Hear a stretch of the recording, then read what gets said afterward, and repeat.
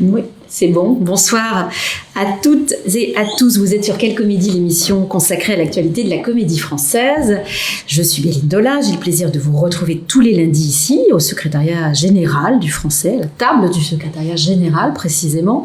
Arthur Lenoir, qui ne me regarde pas mais qui est derrière la caméra, réalise cette émission tous les lundis et répond à vos commentaires et à vos questions. Bonsoir Arthur. Ce soir, émission spéciale éducation. Nous recevons Christelle Barbier. Bonsoir. Bonsoir. Vous êtes professeure de lettres classiques et de théâtre au lycée Claude Monet à Paris, dans le 13e. Et vous êtes partenaire du programme éducatif de la Comédie Française. Bienvenue. Merci. Dans Quelle Comédie. Marine Jubin, vous êtes en charge de la mission éducative de la Comédie Française. Bonsoir. Bonsoir Béline. Nous vous connaissons, vous êtes déjà venu vous exprimer sur le sujet, à ce micro. Christian Gonon, un habitué. 517e sociétaire, vous êtes membre de la troupe, vous venez de diriger la 4e et dernière journée du Soulier de Satin dans le format du théâtre à la table avec entre autres dans le rôle de Rodrigue et 34 ans après la mise en scène d'Antoine Vitesse, votre camarade Didier Sandre. Cette 4e journée a été diffusée ce samedi. Près de plus de 3 heures de théâtre à l'os, belle ambition et belle réussite. Christian, est-ce que vous êtes heureux? Est-ce que vous êtes fatigué?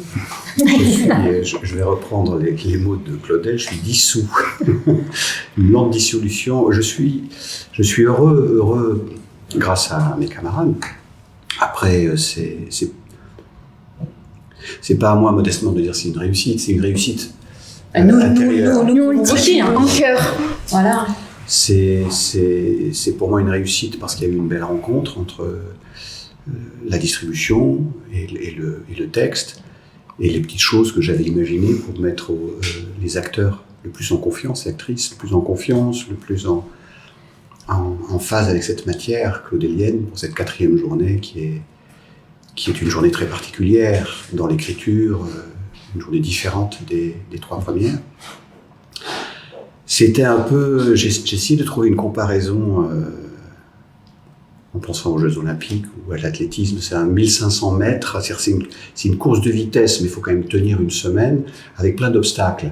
Donc je ne sais plus comment ça s'appelle, les gens ils courent à peu près 1500 mètres, puis ils ont des tas de choses à passer, de l'eau, il faut arriver. Le steeplechase, je ne sais plus ce que c'est. Un triathlon? Non, c'est pas ça du tout. Non. Mais bon, il faut aller vite et c'est intense. C'est-à-dire que c'est toujours très intense. Vous avez 3 jours? En fait, il y a 3 jours vraiment pour mettre en place une journée. Lundi, mardi, mercredi, 14-20 heures. J'ai eu le théâtre 1 heure de plus que mes camarades, puisqu'elle était un peu plus longue, donc c'était 14-20 heures. Et après, le jeudi, on fait un filage avec Clément, pour qu'il voit comment il place ses caméras. Clément Gobert, le réalisateur. Ouais, le réalisateur formidable qui m'a... Enfin, j'ai travaillé en tant qu'acteur sur plusieurs théâtres à la table. Là, j'étais directeur artistique, donc on était très proches. Encore plus proche peut-être, et son travail est exceptionnel, de 3 heures à manipuler 6 caméras et à dire en direct, faire un montage en direct pour que ce soit aussi cohérent, aussi beau, les éclairages de Tristan. Enfin, moi j'ai eu beaucoup d'admiration et un vrai plaisir de travail. Voilà, c'est quelqu'un qui dit jamais non, qui réfléchit à chaque proposition, il peut faire une contre-proposition. Bon. Voilà. Parenthèse pour... J'encourage vivement nos spectateurs à regarder cette 4e journée. Et c'est vrai que la scène finale, avec les moyens qui étaient les vôtres, et la rapidité avec laquelle vous avez dû travailler, est remarquablement filmée, effectivement. Enfin, il y a une attention...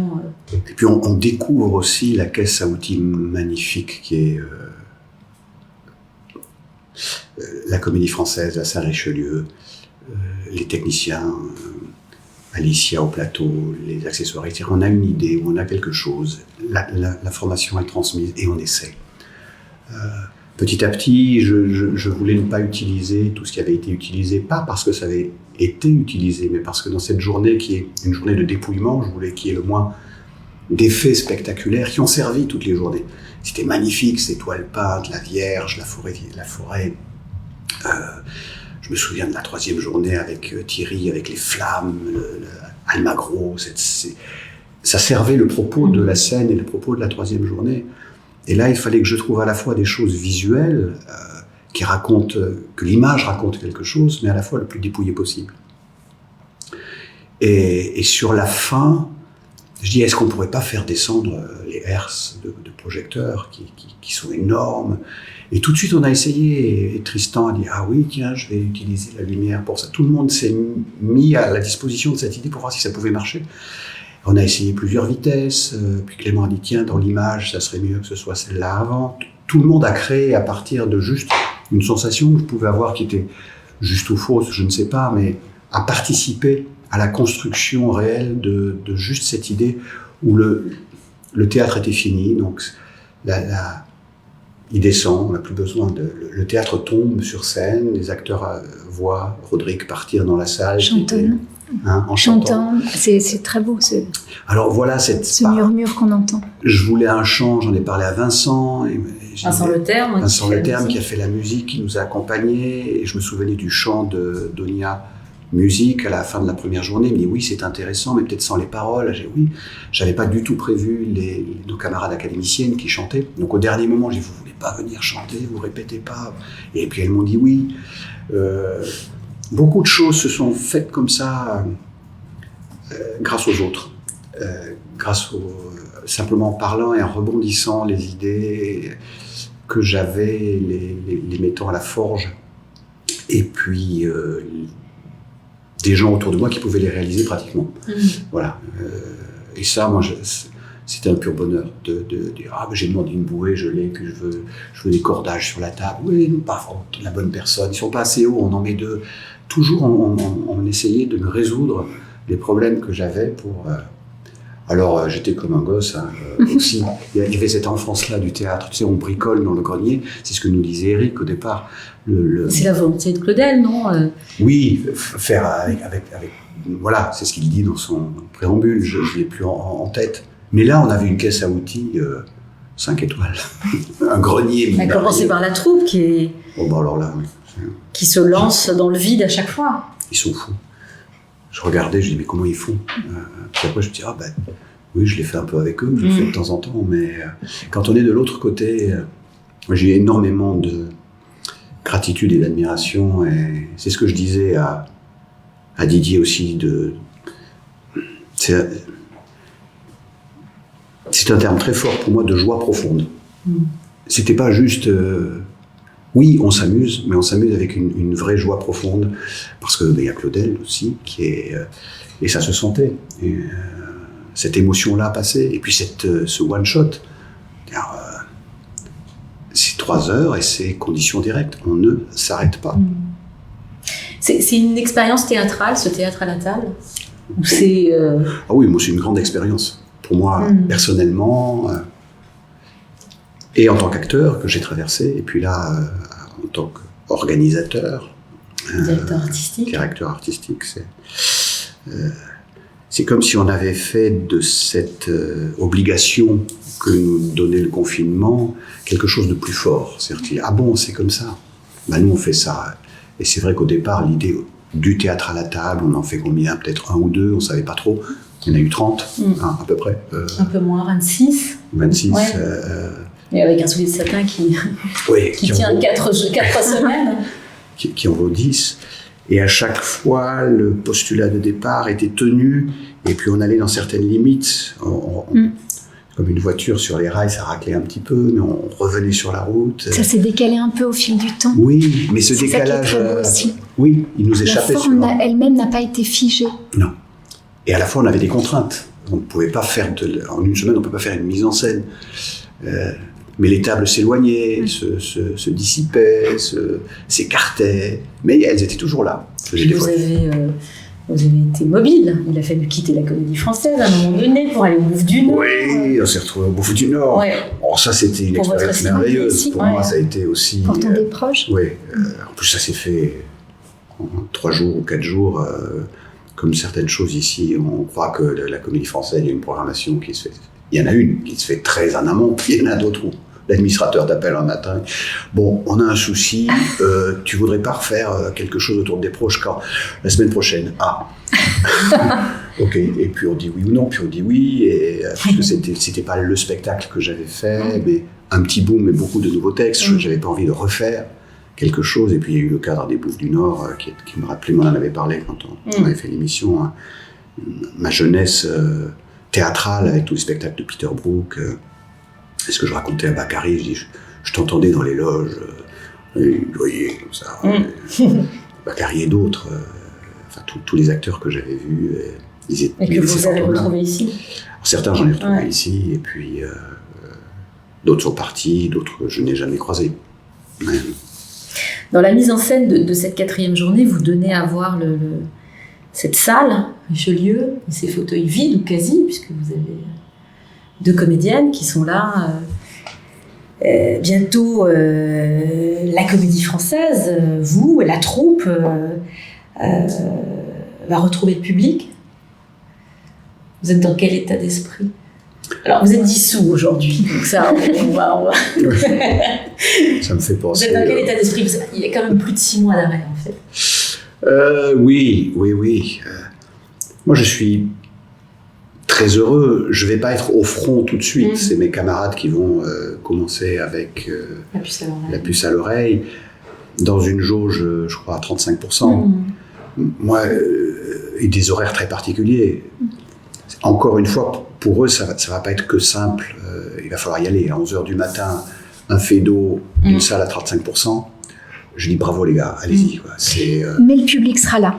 Oui. Et je pense que vous serez porté, la troupe sera portée par le public. 35 spectateurs. Un fauteuil sur 3. C'est ça. Un tiers. C'est un tiers. Mais les spectateurs seront là.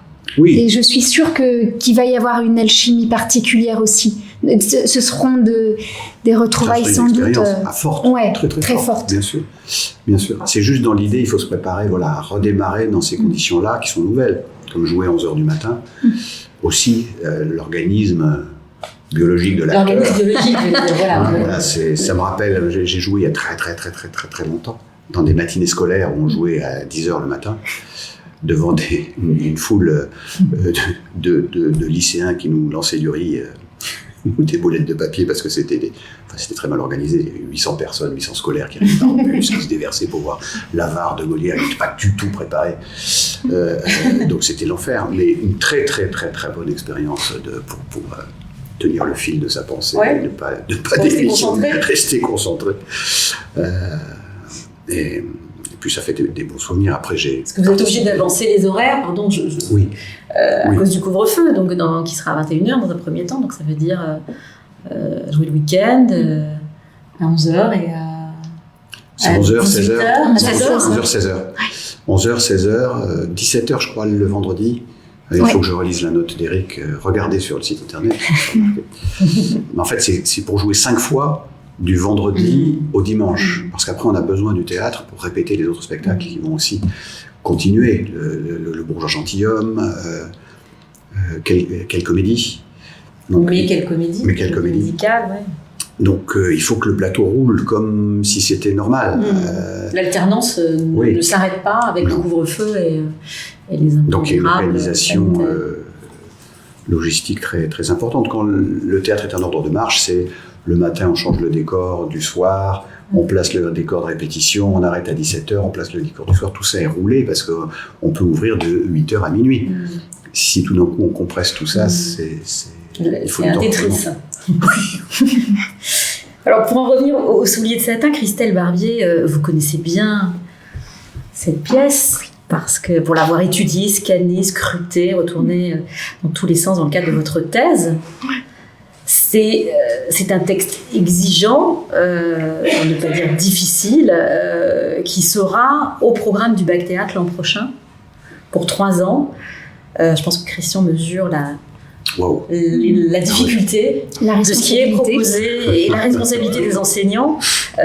Plus précisément, c'est la mise en scène, je crois, d'Antoine Vitesse, présenté en 87 en Avignon, qui sera au programme du bac.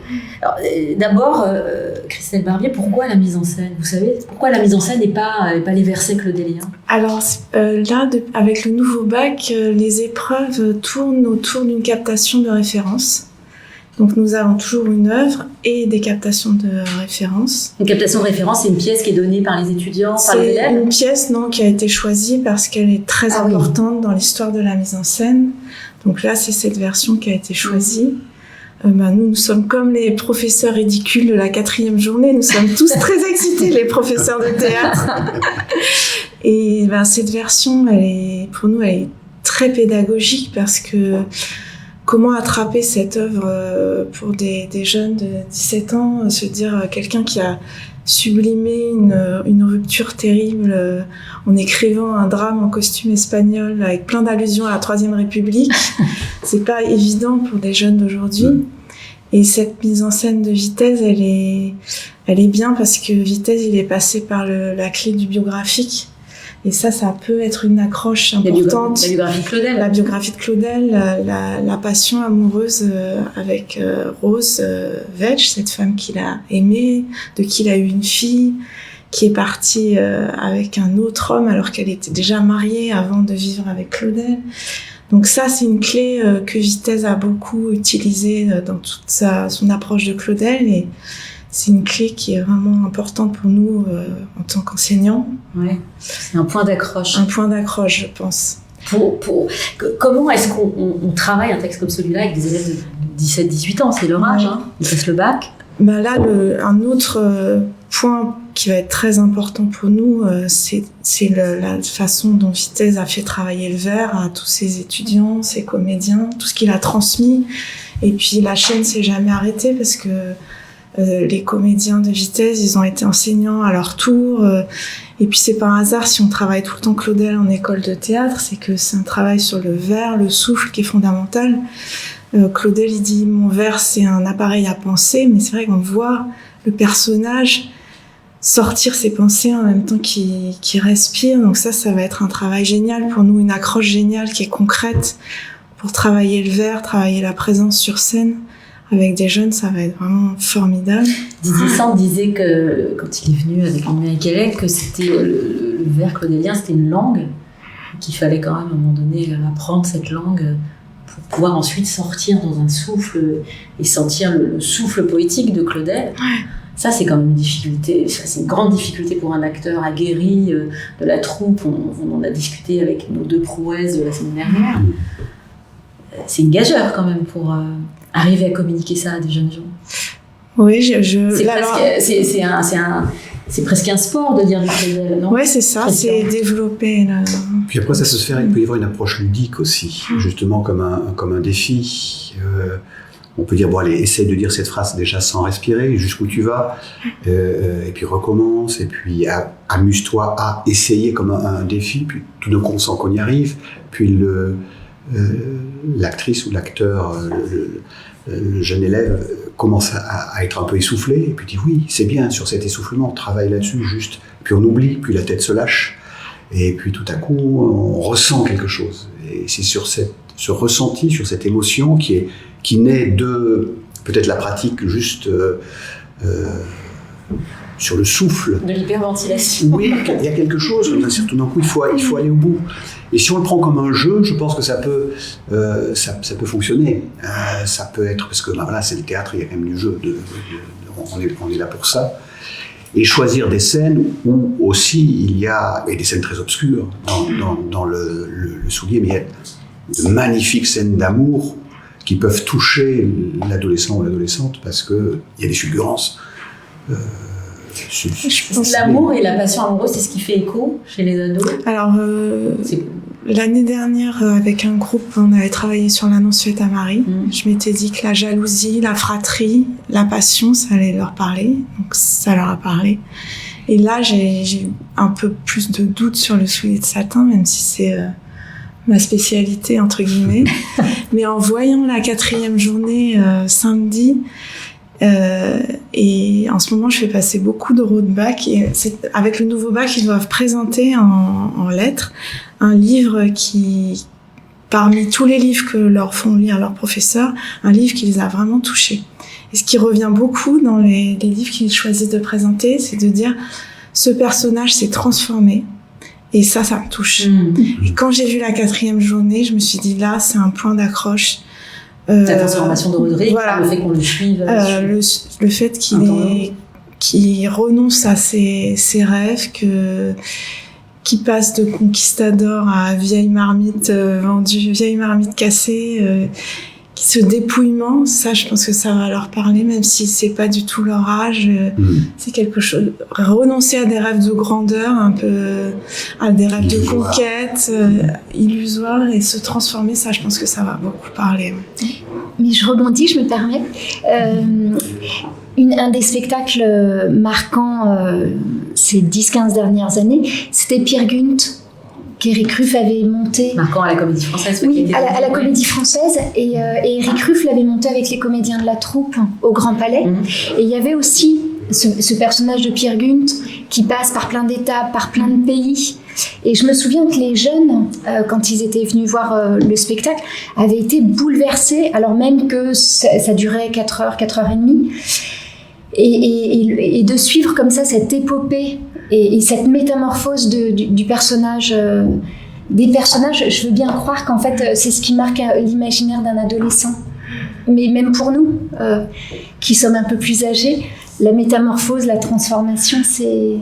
Quand on enseigne le théâtre à des jeunes gens comme ça, on essaye de trouver ces points d'accroche-là, c'est-à-dire qu'est-ce qui va eux les intéresser. C'est toujours la porte d'entrée.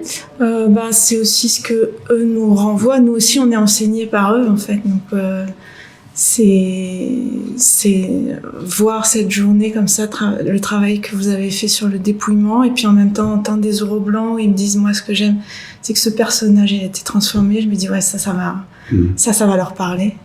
Puis après, il y a des choses, il faut qu'on les place aussi pédagogiquement. Donc, dans la mise en scène de Vitesse, ce qui va être très intéressant pour nous, dans le fait qu'elle soit mise en scène de référence, c'est travailler sur la convention. Leur dire, parce que ça, c'est vraiment quelque chose qu'on doit leur apporter, nous. C'est dire, il n'y a pas que le registre de jeu naturaliste, il y a plein de registres de jeux différents. Et là, avec ce travail que vous allez voir en captation, et vous, ce que vous allez faire sur cette pièce, on va s'amuser à, comme il disait Vitesse, on peut jouer en drame bourgeois, en eau, en boulevard, en drame lyrique, en tragédie. Il y a plein de registres différents dans le théâtre. Il n'y a pas le naturaliste, c'est pas évident, c'est pas naturel. Et parce que c'est leur référence à eux. C'est la référence contemporaine. Beaucoup, oui, beaucoup. Donc ça, c'est un peu aller contre eux. Et ça va être très pédagogique. Et aussi, ce que dit Vitesse, c'est que chez Claudel, on voit que le théâtre métamorphose tout en humain, quoi. Donc on va croire que ça devient un pont de bateau. Voilà, cette table peut devenir un pont de bateau. On y croit, ça fait partie du théâtre de convention. Il n'y a pas besoin d'aller chercher Et nous, en classe, on travaille souvent avec des matériaux pauvres, et en même temps, les élèves, ils voudraient aller vers avoir un vrai bateau, je sais.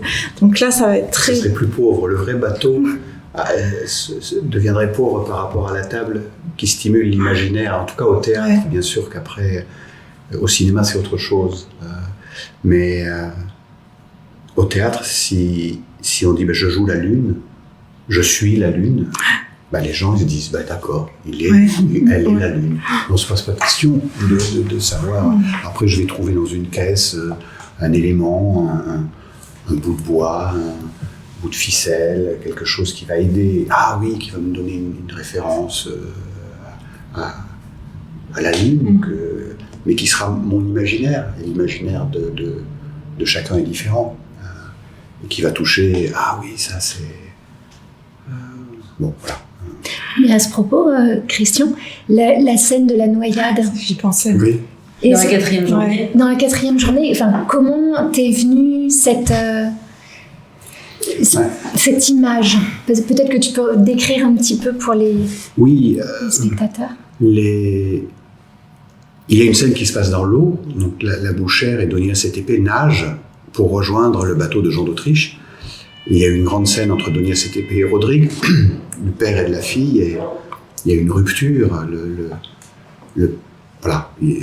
Chacun doit vivre sa vie, elle doit quitter son père, et elle amène cette bouchère déjà depuis le début de la 4e journée, qu'elle a sauvée de la boucherie du Progrès, qui est qui est pour moi un personnage d'une bonté extraordinaire. Joué par Julie Sigard. Qui était merveilleuse,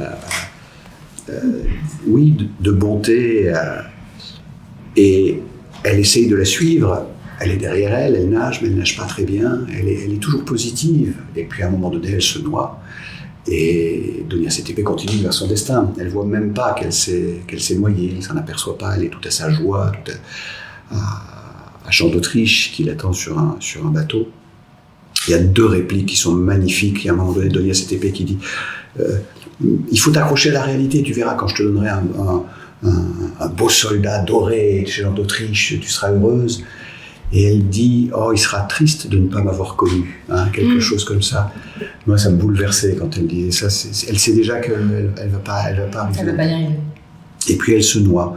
Donc elles ont lu cette scène dans la salle vide, de la salle Richelieu, très bien éclairée avec un contre, et les sièges, elles faisaient des petites vaguelettes. Enfin, c'est l'idée que j'en avais eue.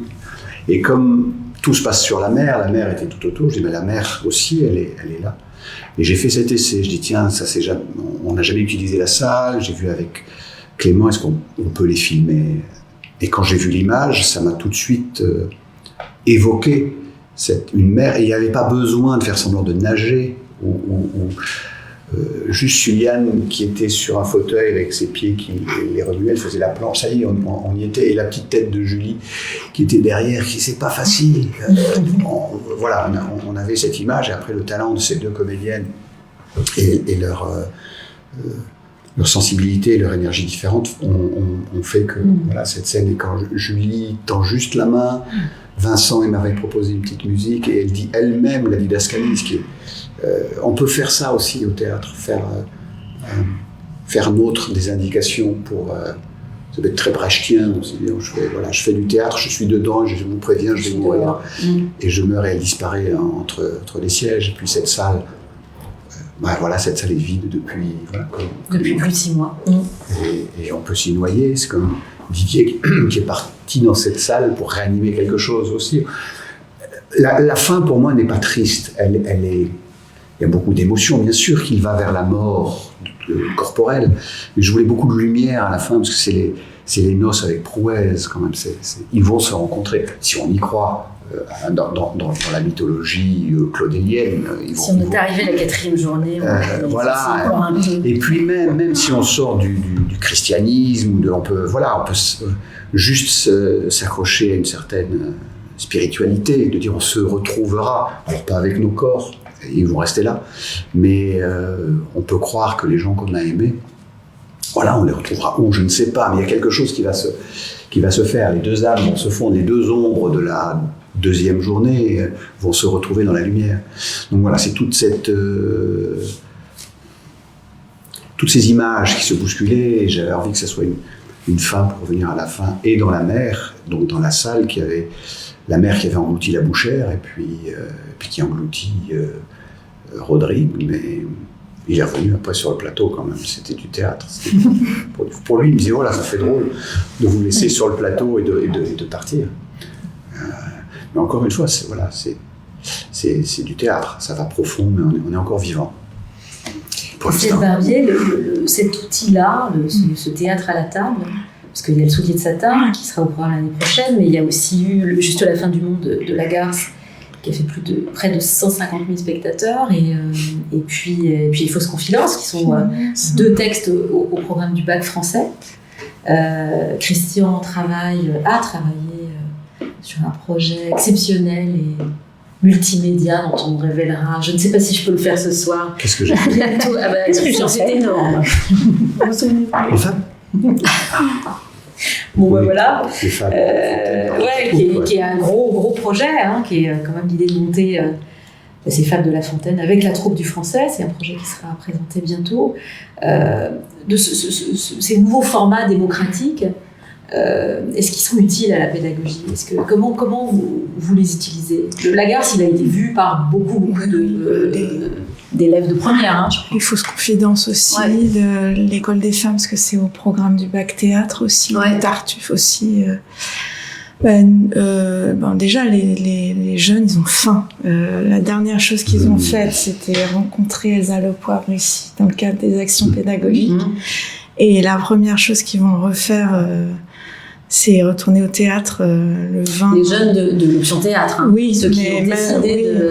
Ouais. Qu'est-ce que j'aurais aimé avoir cet âge-là maintenant, leur âge par rapport à tout ce qui leur est donné de possibilités. Quand j'étais au collège, pardon, je vous ai interrompu, mais quand j'étais au collège et que j'ai commencé à rencontrer le théâtre, grâce aux professeurs de français, c'était des francs-tireurs, c'est-à-dire qu'un professeur de français en 6e disait « Bon, allez, poussez les tables, prenez vos brochures et puis levez-vous et faites une scène du Bourgeois gentilhomme ». Mais ils étaient sur un certain nombre qui ne le faisaient pas parce qu'ils n'avaient plus le temps ou pas le temps.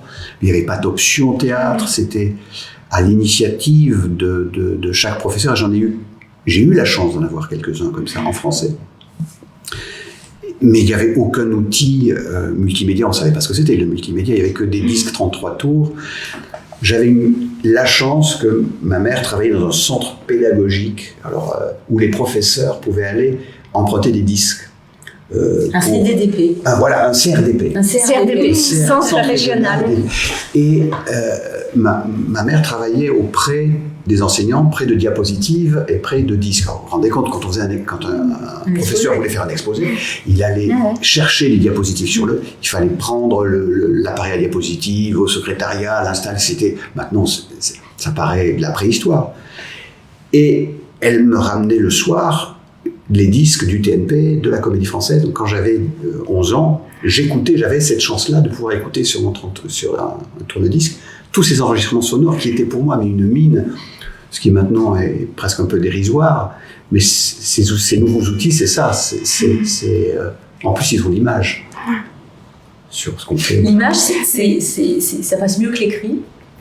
Sur un texte comme La Garce, par exemple, c'est un texte difficile aussi. C'est pas tant l'image que... ce qu'ils ont adoré dans ce nouveau format, c'est la fragilité du format, de voir des acteurs qu'ils connaissent, qu'ils aiment, qu'ils ont déjà vus dans des spectacles avec public, se prendre un risque fou, être à la limite entre lecture et incarnation. Ça, c'est pas tellement le fait de passer par l'image, parce qu'ils lisent beaucoup, c'est vraiment de voir les acteurs se mettre en danger. Ils aiment bien voir quand quelqu'un se trompe et rebondit. Surtout Estelle. Et ils adorent voir comment l'énergie rebondit, parce que c'est ce qu'on essaie de leur apprendre, à ne pas se juger, à ne pas plomber si on a raté. Donc ça, ils adorent ça. C'est voir le jeu des distributions, avoir un coup de cœur pour un acteur et puis le suivre de Arnolphe à Rodrigue pour parler de Thierry Francis. Voilà, c'est pas seulement l'image, c'est vraiment le format en lui-même qui est inventif, qui est nouveau et qui nous apporte beaucoup en tant que professeur aussi. Oui, Marine Jubin, qui vous occupez de la mission éducative, c'est un nouvel outil en fait dont vous disposez. Ouais, c'est un nouvel outil, que je trouve formidable parce qu'il est à la croisée de la lecture et du jeu. Et ça fait quand même de l'objet livre l'objet central. Et ça, j'étais très heureuse de voir les livres. Dans ta 4e journée, Christian, quand je voyais Suliane avec son petit livre de poche, j'étais heureuse parce que voilà... l'objet, il est sur scène, les comédiens le cornent, les comédiens le maltraitent un peu. C'est un objet qui est vivant et en cela, j'étais très heureuse aussi que le théâtre à la table soit le vecteur aussi de ce rapport qu'on a eu de manière aussi forte avec le livre pendant cette période de confinement. Parce que finalement, on a eu quasiment plus que ça. En tout cas, la première période du confinement, c'est le livre qui nous a sauvés. Oui. Un peu quand même. Oui. Qu'il s'agisse de la bande dessinée, je ne fais pas du tout de hiérarchie, mais j'ai trouvé que le livre avait été un refuge extraordinaire. Et je trouve que les comédiens ont ce rapport-là un peu avec ce livre dans les théâtres à la table, ce livre qui est le refuge. Et parfois on se trompe, ce que tu dis, on se reprend et en fait on se juge pas. Et c'est aussi une des raisons qui m'ont fait aimer ce théâtre à la table. Après, je trouve que c'est un exercice formidable que je rêverais de voir prolonger. Voilà, c'est un souhait triplonner, parce qu'en fait, les comédiens, je les ai trouvés, de mon point de vue, très libres. Certains ont choisi des formes théâtrales, d'autres des récits, d'autres des documentaires. Je pense à Anne Kessler avec son émission radiophonique sur Proust. Je pense à Françoise Gillard, Sois belle et tais-toi. On nous aurait dit il y a 2 ans que Delphine Seyrig allait être portée par les femmes de la troupe.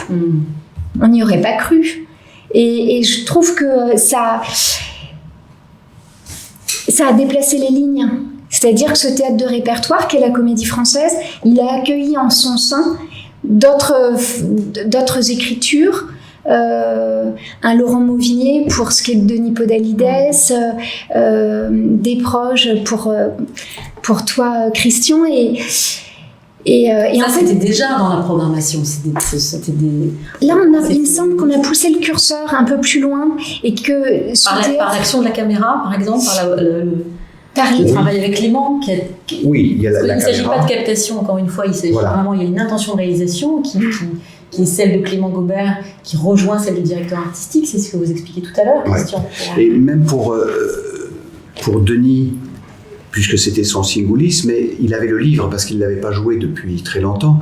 Et son idée est très belle. C'est que ça sortait du livre. Et ça, c'est beau. C'est ce que je dis aussi quand il m'arrive d'intervenir dans des classes, de la 2 dimensions où vous sortez une 3e dimension. Et c'est vous qui allez le sortir c'est magique. C'est comme ouvrir une boîte magique, il y a des mots. Et ces mots-là, vous allez les prendre, ils vont prendre vie à travers votre corps. Il n'y a pas que la voix, mais aussi, et avec Denis, il y avait son corps qui était tendu, il y avait des moments de par cœur, et puis le livre était là. Et c'est ce que j'ai aussi voulu faire pour le Déproche, de ne pas refaire mon singulisme filmé, mais m'obliger aussi à prendre des textes que je n'avais pas pu prendre, qui collaient peut-être un peu plus à l'époque, oui, au moment, et juste ponctué de 4 piliers un peu sûrs qui me permettaient de naviguer sans texte. Vous aviez quand même envie de vous mettre dans cette zone fragile. Oui. Ah oui. C'était important, oui. D'avoir toujours l'écrit à plat et qui devait être restitué. Alors Christian, vous intervenez effectivement auprès de scolaires, ici avec Marine à la Comédie Française, directement dans les établissements. Je crois que vous formez des enseignants à la pratique théâtrale.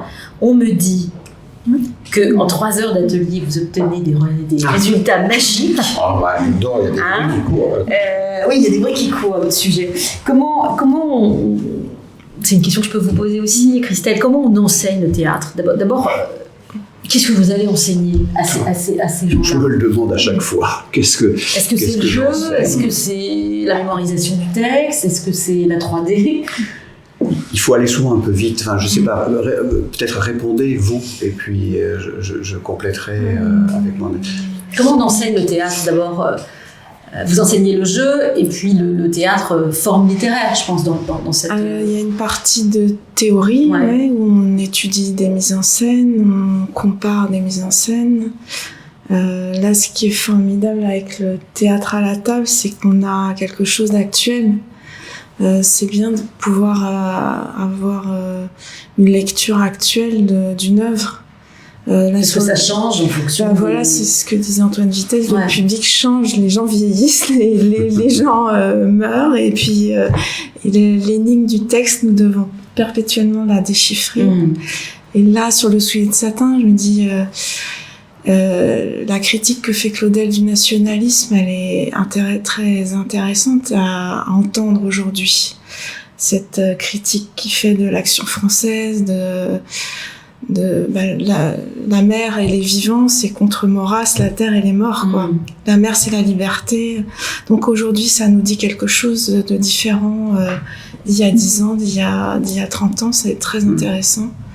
Donc oui, on essaye par l'approche théorique de replacer bien les œuvres dans leur contexte de création. Il y a un travail historique important, travail de dramaturgie, de comprendre comment est conçue l'œuvre, comment elle est construite. Donc c'est pour ça que je trouve que ça va être très intéressant d'avoir la captation de théâtre à la table, parce que Claudel, il n'a pas conçu son œuvre comme une œuvre unifiée, et il l'a conçue un peu comme un anti-Wagner.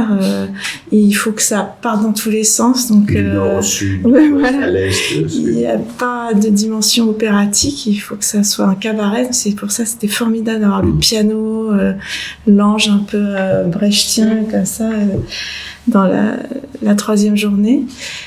Et donc ça va être très précieux pour nous. Et puis, il y a tout un travail aussi de voir qu'est-ce que ça nous dit aujourd'hui, comment on le mettrait en scène aujourd'hui, quelles sont les dimensions de l'œuvre que telle ou telle captation peut nous montrer. Par exemple, la lecture, c'est très très claudélien. Claudel, au début, il avait écrit tous ses brouillons.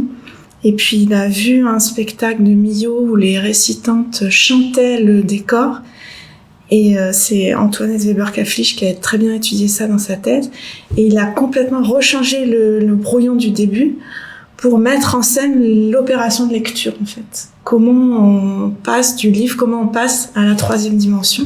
Ça, c'est quelque chose qui revient souvent dans son journal, sur comment on passe à la troisième dimension. Et il y a plein de personnages qui sont plats et puis qui vont gonfler. Alors, comme dans la quatrième journée. Mendesley. Ouais.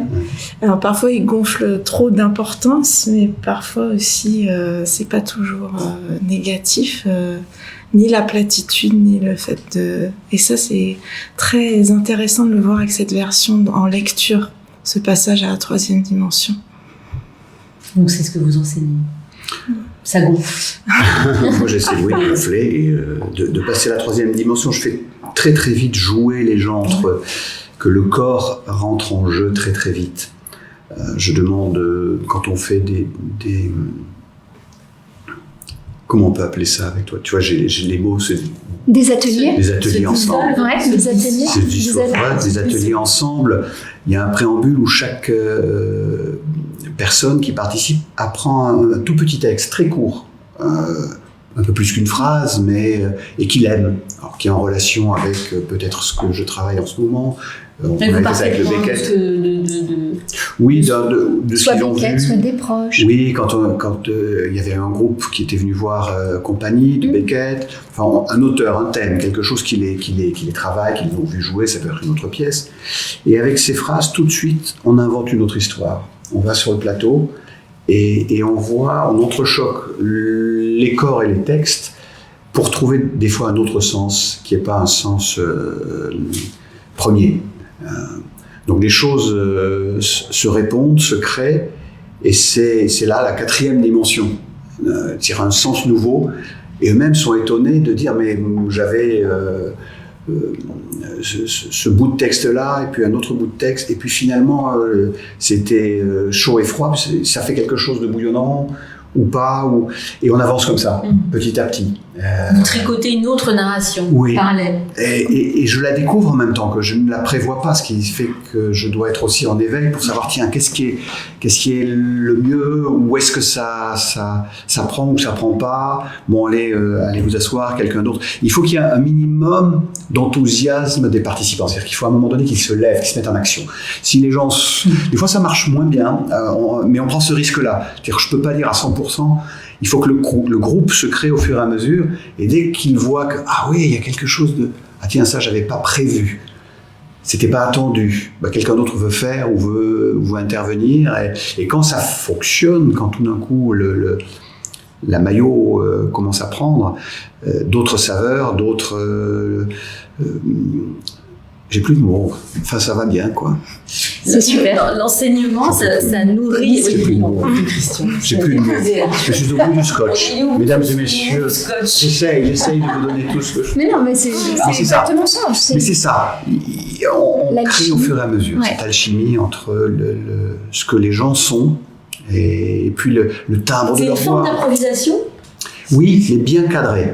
Je suis pas le roi de l'impro, mais c'est une tentative, c'est une prise de risque. De se lever, de dire je sais pas ce que je veux faire, je rentre, un autre personnage rentre et je parle avec des mots qui sont pas les miens et ça crée une situation. Bon. Et ce qui est très beau, c'est que, pour rebondir sur ce que dit Christian, c'est qu'il y a un effet choral. C'est-à-dire que progressivement, soit les jeunes, soit les enseignants entrent sur le plateau, chargés de sa phrase, de sa réplique, de son extrait appris par cœur. Et donc, ça constitue progressivement un chœur, mais un chœur mouvant. Et ça, c'est aussi c'est très intéressant, là où les mots nous portent, en fonction de la réplique de l'autre, et Oui, c'est le théâtre. C'est le théâtre. Et cette chose-là, je le fais à plus long terme. Depuis 4-5 ans maintenant, j'ai juste 24 heures de cours à Sciences Po avec les premières années. Donc 2 heures par semaine. Donc c'est peu, 2 heures par semaine, mais c'est sur un long temps. Et je fais la même chose, mais beaucoup plus construit. Chacun apprend un texte un peu plus long, mais d'un texte qui peuvent les transformer, qu'ils ont envie de dire, qu'ils ne savent pas comment le dire, mais qui est essentiel pour eux aujourd'hui. Alors, un texte poétique, théâtral, on reste dans ce cadre-là. Des fois, je l'avais ouvert à plus large, mais c'était trop large. Vous leur laissez la liberté de le choisir ou Oui. vous leur Non. posez un... Je leur laisse vraiment la liberté. Je dis, pensez bien, il va vous accompagner pendant tout le semestre. Alors, il y a la découverte des textes de tout le monde, et après, on commence à les mettre ensemble. C'est très personnel. À les découper. Oui, c'est très très personnel. Je veux pas savoir pourquoi. Simplement, à l'intérieur, ce texte, vous allez le porter pendant 4 mois, et il est pour vous extrêmement important, pour X raisons. Rupture amoureuse, des choses que vous n'avez jamais eu envie de pu dire. Vous vous servez d'un auteur et de votre sensibilité, et on va le travailler. Donc on le travaille dans son ensemble, individuellement, et puis après on mêle 2 personnes, puis 3. Puis les gens se répondent avec leurs textes. Alors il y a Sartre qui répond à Musset, qui répond à Shakespeare, qui répond à Sarah Kane, qui répond à des... Et tout d'un coup, il se dit... Et ça fonctionne. J'aime pas ce mot fonctionner, mais disons que ça produit de l'émotion et du sens. Et ça, il le découvre. Et à un moment donné, la personne prend la parole et dit tout son texte. Parce que c'était le moment. Sentir le moment où je peux prendre la parole dans un certain espace. Il y a l'espace de la salle. On se rend compte qu'on dit pas on dit le même texte, mais pas de la même façon si on est assis, couché, dos au mur, à quelqu'un, à 3 personnes, à 2 personnes, à 10 000 personnes. À chaque fois, le sens du texte peut être transformé, l'émotion peut être... Alors, tout ça, c'est vaste, hein, mais on jongle avec tous ces possibles pour créer quelque chose qui n'a jamais été créé. Puisqu'en fait, ça n'a jamais été fait. Chaque année est nouvelle. Et ça leur procure quoi, ces étudiants? Alors, j'espère, à la fois, il faut de la rigueur, un petit peu à un moment donné. Et puis, déjà cette année, ça leur a procuré le fait qu'ils n'étaient pas en distanciel, mais en présentiel, puisque je suis arrivé à faire mes cours, on était tous masqués. D'ailleurs, ce qui était étonnant, c'est qu'à un moment donné, bon, pour voir les visages, oh, c'était toi. C'était extraordinaire de découvrir le bas des visages. Et je crois une soupape créative qui est importante. On peut créer quelque chose avec pas grand-chose. Avec quelques mots, son corps, sa voix, et l'autre. Et que l'autre transforme ce que l'on dit suivant son écoute aussi. Si je dis la même phrase à quelqu'un qui ne m'écoute pas ou à quelqu'un qui m'écoute, déjà ça va changer. L'émission va changer complètement. Comment cette personne m'écoute? Pourquoi elle le reçoit? Alors après, il y a une infinité de petites branches. C'est une arborescence infinie. Oui, et qui à un moment donné crée une surprise, crée une émotion. Ils se surprennent dans cette émotion-là. Ah oui, j'avais jamais entendu ça. Et puis je peux entre guillemets, malmener l'œuvre. Pas la malmener, mais je m'éloigne du sens premier. Il y avait une jeune étudiante qui avait voulu prendre le texte de Perdiccas. Ah ben oui, pourquoi pas? Là aussi, je rejoins un petit peu ce que Vitesse disait. On peut faire de tout avec faire du théâtre de tout. Théâtre de tout. Et si une jeune étudiante veut prendre Le Roi Lear, pourquoi pas? Après, il faut qu'elle le défende. Mais si elle me dit je l'ai pris parce qu'il y a quelque chose dans ce texte-là qui me bouleverse, on va le sentir. Et ce ne sera pas juste je l'ai pris parce que je n'ai pas trouvé autre chose. Et d'ailleurs, ceux qui, des fois, ont des choix, bottent un peu en touche, prennent un texte, ça se sent. Mais se planque derrière quelque chose. Oui, on sent que tout d'un coup, c'est pas complètement inscrit. Mais c'est pas grave. C'est aussi peut-être qu'il ou elle n'a pas envie de se dévoiler et on fait avec. Et c'est pas grave. L'important, c'est ce partage-là. Vous êtes sur cette fibre-là avec vos élèves Oui, on passe beaucoup. En pratique théâtrale, on passe beaucoup par le corps, par la musique. Ils choisissent des musiques qu'ils ont envie de défendre pour une scène de Claudel, de Molière, qui n'ont rien à voir avec Molière. Et puis ils travaillent une émotion et puis après ils abordent le rôle comme ça. Et ça nous fait des surprises et ça surprend le partenaire. Donc on passe beaucoup par le corps et puis ils sont plus jeunes. Ils aiment bien se rendre compte que finalement tout ce qui est concentration, gestion du stress, c'est pas inné, c'est pas les clowns du lycée qui viennent s'inscrire. Oui, j'allais dire, c'est un profil particulier, ces élèves-là. Alors les élèves qui sont en spécialité sont passionnés et puis aussi certains viennent parce qu'ils savent qu'ils vont avoir le soutien du groupe. Ils ont besoin de travailler en groupe, ils ont besoin de travailler de façon pratique, de pouvoir relier la réflexion et la pratique, ça les aide. C'est combien d'heures de pratique? Alors, c'est comme toutes les spécialités du nouveau bac, c'est 4 heures en première. Vous éclairiez sur le nouveau bac. 6 heures en terminale. Ouais, donc et on fait en général 3-4 heures de pratique par semaine. Et puis voilà, les scènes après, ils disent qu'ils y trouvent de la joie, de la liberté, effectivement, que ça leur fait effectivement une soupape, qu'ils abordent les choses par le corps, par le collectif. Ils abordent leur scolarité différemment.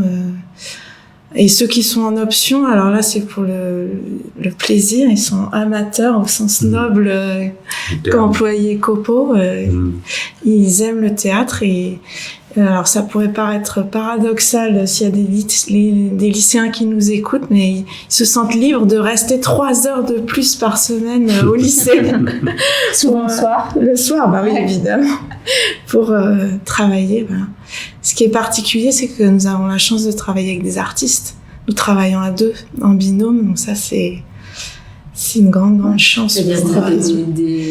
Des artistes de théâtre, voilà, oui, des comédiens, des comédiennes, des metteurs en scène, des scénographes, des costumiers, costumières. Donc ça, c'est très riche pour eux aussi de travailler avec d'autres personnes que leurs professeurs aussi.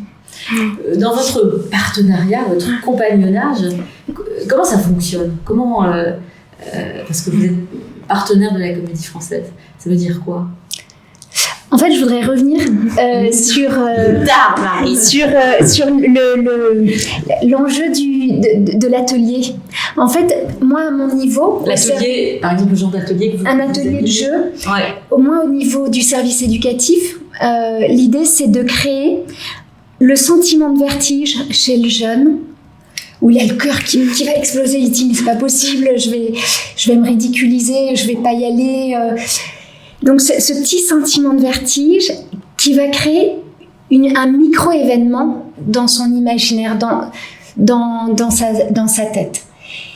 Où en fait ça marquera un avant et un après, et ça j'y crois beaucoup. Et l'atelier de jeu, il a ça de formidable qu'avec rien, on peut créer un tout petit événement qui sera gravé à tout jamais. Ça, vous le sentez, Christian? Ouais. Vous y êtes? Oui, tout à fait. Ouais. Quelque chose qui micro. Alors des fois c'est macro, parce qu'il y a des gens qui une révélation. qui se révèlent devant les autres aussi, qui ne l'ont jamais vu comme ça. du coup c'est étonnant, et qui deviennent le moteur, cette émotion, cet enthousiasme, ça essaime. Puis il y a quelqu'un qui dit je vais y aller, et j'y vais. Ça on le sent très fort. Et alors quand c'est des groupes, quand vraiment ça prend, ça peut aller très très loin. C'est touchant. Donc il y a un silence après, parce qu'ils sentent qu'ils ont touché à quelque chose qui a fait. Ils s'y attendaient pas. Mais est-ce pas que c'est s'attendre pas à ça. À une autre échelle, hein, ce que vous vivez en tant que comédien dans une troupe? Il y a des moments comme ça où on sent que vous passez la vague. J'espère qu'il y en a plein. Si je continue à le faire, ce métier... Dans le théâtre à la table, par exemple. Oui, voilà, c'est... Il y a des évidences, on sentait que... Oui, il y a des révélations moments, même. Des révélations. Quand Nicolas Lormeau a monté Ruy Blas, il m'a proposé Don César. Je ne le jouerai pas sur scène. C'est trop tard, mon âge, et puis voilà. Mais pour moi, j'ai pris un énorme plaisir. Il y a eu une rencontre de ce personnage que j'avais travaillé adolescent et qu'on me proposait, et j'ai pris un plaisir pas égoïste, un plaisir à partager, et surtout je partageais ma joie avec Nicolas parce qu'il était heureux de me l'avoir proposé et dire tiens, j'ai eu raison. Donc c'est un double plaisir quand quelqu'un te propose quelque chose et que cette proposition elle est prise en charge par l'autre et elle est renvoyée.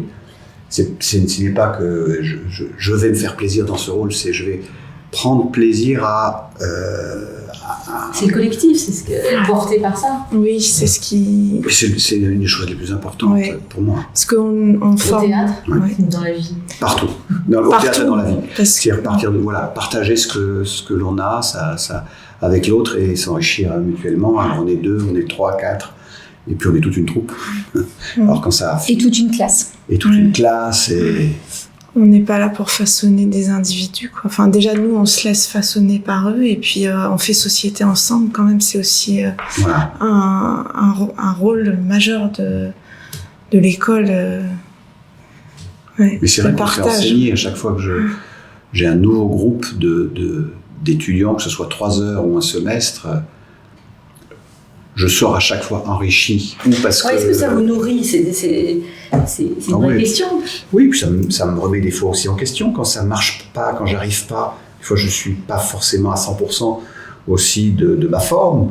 Alors je dis, j'arrive avec certaines petites certitudes, en disant bon alors voilà. Et puis tout d'un coup, ça coince. Comment je vais trouver dans l'instant quelque chose qui, alors voilà, on revient à des basiques, respiration, un petit temps, pas se précipiter, faire avec la toute petite chose que l'on a vue et qui peut allumer un feu. Hein. Ça peut une toute petite étincelle, c'est ça je la vois. Il ne faut pas que dans la guerre du feu, c'est tout petit. Faut attiser, parce que ça prend pas comme ça. Et puis on sort épuisé de 2 heures. Et alors des fois ça rate un peu, puis c'est pas grave non plus. Faut se méfier des certitudes ou des choses trop. Faut se laisser modifier. À un moment donné, et puis ils sont là, ils ont confiance. C'est-à-dire qu'on est là, bon alors ils attendent, il y a une attente aussi. Ils attendent qu'on leur fasse vivre des choses. On les emmène. Il faut proposer, sinon ils partent. Un groupe qui sent qu'il n'y a personne. Ils ne vont pas prendre l'initiative d'eux-mêmes. Non, c'est pas honnête. Je dois être présent. Même si je ne trouve pas, je me dis, je ne trouve pas. Voilà, je ne sais pas. Formuler cette chose-là où je ne sais pas. Mais je ne sais pas en présence. Pas je ne sais pas, je m'en fous. Je ne sais pas, qu'est-ce qu'on fait avec ce je ne sais pas. Et déjà, quand c'est formulé, il y a quelqu'un, attendez, monsieur, ben voilà, tu sais peut-être. Et on part de ça. Et là, ça y est. Parce que de cette petite pierre, il va y en avoir une autre. Ou alors, les gens, on les a forcés, mais ça, c'est autre chose. On ne peut pas forcer les gens à faire du théâtre. Ça, c'est une autre partie, mais avec Nicolas, on fait des ateliers où Nicolas Lormeau, on va dans des classes où c'est l'enseignant qui a demandé, mais tout le monde ne veut pas faire du théâtre. C'est pas grave, on essaie déjà. Il y en a toujours quelques-uns qui veulent. Donc, on prend avec eux, puis les autres, juste écoutez, juste faites pas trop de bordel, Et ils vont aussi être ah oui, peut-être qu'un jour j'irai. Pas forcer 35 personnes à aimer ça ou à faire. Simplement à proposer, dire tiens, voyez vos camarades et voyez les choses un peu différemment. Qu'est-ce qui leur plaît dans ces programmes, de ces ateliers de la Comédie Française? Qu'est-ce que vous avez identifié, Marine, les points d'accroche Je crois le déplacement. Les déplacements? Le déplacement des représentations, le déplacement. Ils s'imaginaient pas les comédiens comme ça, souvent. Quand ils les voient en vrai, ils font « Ah, mais il est comme ça !» Qu'est-ce qu'il est moche? Non, finalement, il est petit. Finalement, il est... Donc, je crois qu'il y a l'idée du déplacement, l'idée de l'incarnation. En fait, ce comédien que j'ai vu sur le plateau, il est en chair et en os, et il a les cheveux un peu hirsutes. Et voilà, c'est du vivant. Je crois qu'on est de toute façon, toutes et tous, et à plus forte raison chez les jeunes, à la recherche du vivant, d'un dialogue avec le vivant. Et ces ateliers de pratique, ces partenariats qu'on met en place avec les établissements scolaires, je crois que repose sur le vivant. L'idée, c'est de les mettre en lien direct avec des gens qui sont comme nous, qui ont fait des choix artistiques, qui vivent de ces choix artistiques et qui se mettent aussi à leur écoute. Parce que je suis toujours frappée, je le dis sans flagornerie, mais je suis toujours frappée par la qualité d'écoute des comédiens et des comédiennes de la troupe et des comédiens à l'extérieur que je connais moins dans le quotidien. Mais les comédiens de la troupe se mettent toujours à l'écoute des jeunes. Et ça, je crois que l'échange est très important. On va devoir conclure parce que je crois qu'on est un peu long, mais tout va bien. Vous avez lancé un nouveau programme qui s'appelle l'Université théâtrale. Mm-hmm. C'est dans cette optique-là de créer, de déplacer, d'emmener les gens que tout cela intéresse un peu vers une découverte de métiers, de quelque chose de réel en fait, qui ne soit pas fantasmé. Exactement. En fait, c'est quoi ce programme? Ce programme, on l'a lancé le 11 février avec Éric Ruff et Anne Marais, la secrétaire générale de la Comédie Française. L'idée de cette université théâtrale, c'était de proposer une plateforme d'échange en visioconférence, puisqu'on ne pouvait pas revoir les étudiants, entre des étudiants de toute matière confondue, de toute la France, à l'étranger, et des invités, des personnalités du monde de la culture. Alors c'est des personnalités de la Comédie Française, mais ça peut être également des personnalités telles que Philippe Lançon, la semaine dernière, qui est donc critique culturelle à Libération, chroniqueur à Charlie Hebdo. Et l'idée, c'est d'offrir un temps d'échange qui dure 2 heures environ à ces étudiants. Et le rêve, c'est de créer un espace de dialogue où les étudiants échangent librement avec les invités. Et le résultat est très surprenant. Il est visible en ligne sur la chaîne YouTube de la Comédie Française. On a réalisé la 6e session. On organise la prochaine qui a lieu vendredi prochain, le 28 mai, avec Denis Podalides. Et l'idée, voilà, c'est de déplacer les lignes, comme vous le disiez, Béline. C'est de créer un moment d'échange unique entre des personnalités du monde du spectacle vivant et des étudiants, et de créer de l'écoute. Et de faire ensemble une communauté qui progressivement agrégera d'autres étudiants, on espère par le bouche à oreille, et puis pour le grand public, puisque ces universités théâtrales sont en ligne pour le plus grand nombre de spectateurs. Donc c'est un pari qu'on fait. On espère continuer cette aventure qui est aussi dans le prolongement du théâtre à la table, qui est ces opérations qu'on a fabriquées de briques et de broc d'une certaine façon avec le confinement. Et puis pour boucler la boucle, c'est ce que tu disais, Christian, au départ, contre mauvaise fortune, bon cœur. Et je crois avec ce théâtre à la table, avec cette université théâtrale, eh bien, on a essayé de mettre tout notre cœur pour essayer de vivre cette drôle de période, cette drôle de guerre.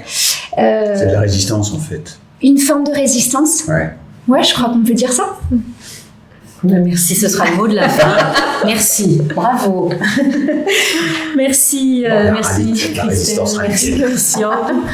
Et ouais, Jack Ralite est de retour. Toujours. Sors de ce corps.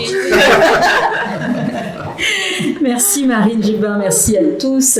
Merci Arthur. Voilà, je rappelle que la 4e journée du Soulier de Satin, direction artistique Christian Gonon, qui est dissous, est disponible sur la chaîne YouTube de la Comédie Française, ainsi que les 1re, 2e et 3e journées direction artistique Éric Ruff, Gilles Davy, Thierry Ancis. 10 heures de théâtre, l'œuvre intégrale de Claudel par la troupe du Français. Ce samedi 22 mai, Clément Cobert, notre réalisateur préféré, celui des théâtres à la table, prépare une surprise. Voilà, ne manquez pas ce rendez-vous, même heure, même endroit. Quant à moi, je vous retrouve lundi prochain avec Éric Genovese et Guillaume Gallienne pour une spéciale Proust. On va bien rigoler. Bonne soirée à toutes et à tous et à très bientôt sur la chaîne de la Comédie Française.